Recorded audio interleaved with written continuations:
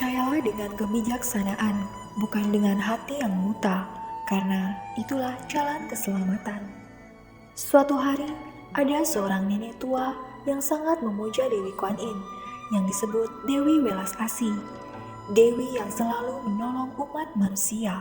Siang malam, nenek ini selalu membaca parita untuk memuja Dewi Kuan Yin.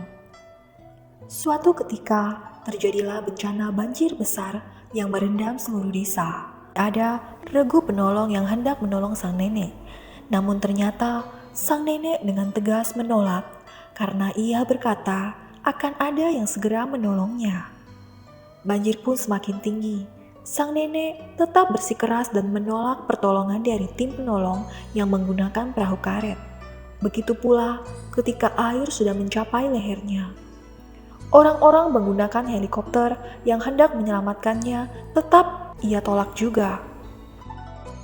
Nenek itu begitu percaya bahwa Dewi Kuan Yin akan segera datang menolongnya. Pada akhirnya sang nenek pun meninggal oleh banjir yang menghanyutkannya.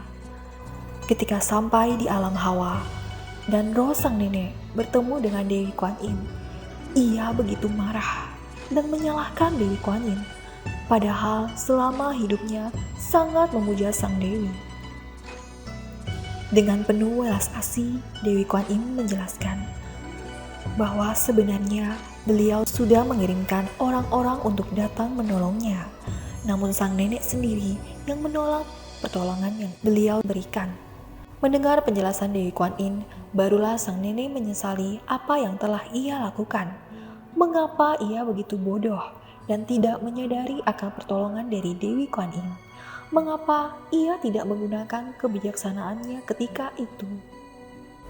Begitulah dalam kehidupan kita, seperti sang nenek yang tidak mau ditolong oleh orang yang ingin menolongnya, karena menganggap itu bukanlah sebagai sebuah pertolongan dari Yang Maha Kuasa. Bukankah ini yang disebut kebodohan batin? Pertolongan itu sebenarnya bisa saja datang dari orang yang paling kita benci sekalipun. Selama pertolongan itu datang dengan cara yang benar dan tidak menyalahi aturan, mengapa kita menolaknya?